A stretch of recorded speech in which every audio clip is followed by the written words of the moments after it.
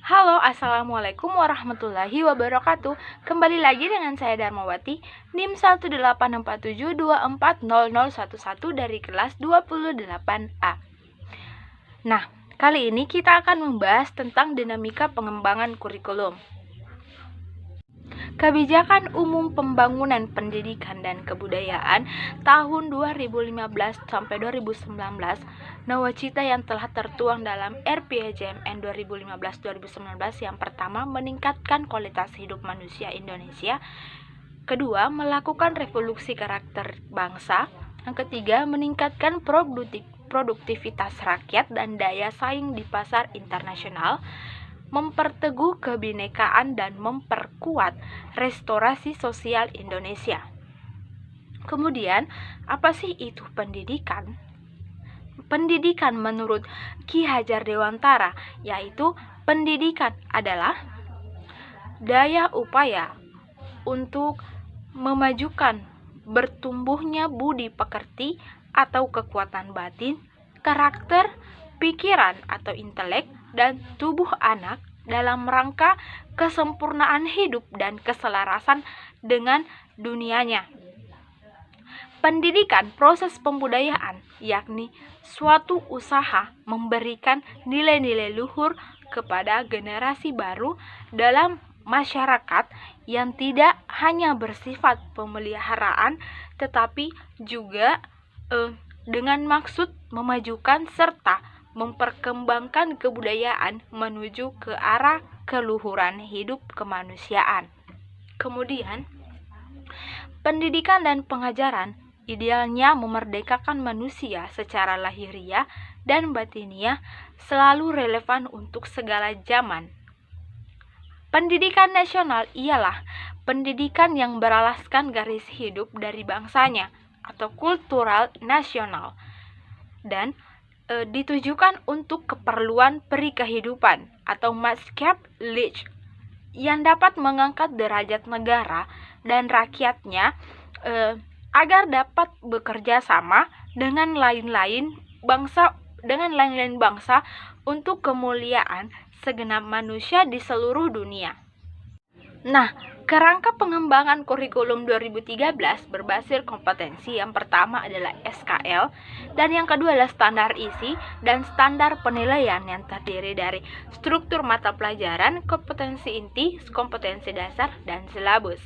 Dan yang ketiga adalah standar proses. Kemudian kita beralih ke kompetensi abad ke-21. Kemampuan belajar dan berinovasi, literasi digital, kecakapan hidup, karakter. Kemudian nilai Pancasila itu menginspirasi ide dasar kurikulum Pancasila sebagai suatu filosofis kehidupan bangsa yang senantiasa menginspirasi ide dasar pengembangan kurikulum. Kurikulum membentuk manusia Indonesia. Yang pertama, beragama dan menghormati agama lain. Yang kedua, cinta bangsa, tanah air, dan negara. Yang ketiga, memiliki kepedulian untuk mengembangkan kehidupan kebangsaan, sosial, dan ekonomi yang berkeadilan. Yang keempat, demokratis yang mampu menghargai pluralisme sosial dan budaya. Yang kelima, mampu berkontribusi untuk mewujudkan kehidupan umat manusia yang bermartabat dan saling menghargai. Selanjutnya, membangun masyarakat yang berkeadilan sosial. Nah, kurikulum mengembangkan sikap, pengetahuan, dan keterampilan yang menempatkan bangsa Indonesia sebagai dasar pengembangan pendidikan Indonesia yang mampu dan bermanfaat untuk mengembangkan kualitas manusia Indonesia. Kemudian, kita beralih ke hasil perbaikan dokumen kurikulum 2013. Yang pertama, koherensi KI dan KD dan penyelarasaan dokumen yang terdiri dari keselarasan antara dokumen KI, KD, silabus, dan buku 1, koherensi vertikal, kesinambungan cakupan atau skop dan urutan sequence KD sejak kelas 1 sampai kelas 11. Kemudian koherensi horizontal yang terdiri dari keselarasan cakupan dan urutan KD antar mata pelajaran. Dan yang kedua adalah penataan kompetensi sikap, spiritual, dan sosial yang terdiri dari pada mata pelajaran pendidikan agama budi pekerti dan mata pelajaran PPKN, pembelajaran sikap, spiritual, dan sosial dilaksanakan melalui pembelajaran langsung dan tidak langsung. Kemudian, pada mata pelajaran selain mata pelajaran pendidikan agama budi pekerti dan mata pelajaran PPKN, pembelajaran sikap, spiritual, dan sosial dilaksanakan melalui pembelajaran tidak langsung. Selanjutnya yaitu materi tentang pertumbuhan karakter. Penumbuhan nilai bukan sekedar mata pelajaran, tetapi dari explicit kurikulum melalui mata pelajaran PPKN, pendidikan agama, dan budi pekerti, bahasa Indonesia, atau melalui sebagian kompetensi inti dan kompetensi dasar dalam mata pelajaran hidden curriculum. Guru sebagai panutan dan teladan.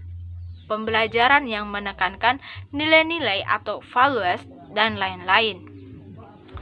Kokurikuler dan ekstrakurikuler, kepramukaan, PMR, OSIS, olahraga, kesenian, dan lain-lain.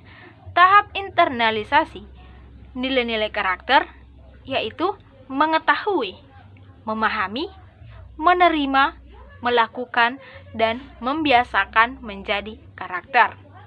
Nah, itulah tadi penjelasan singkat mengenai dinamika pengembangan kurikulum. Semoga dapat bermanfaat bagi kalian yang menontonnya. Lebih dan kurangnya mohon dimaafkan. Assalamualaikum warahmatullahi wabarakatuh.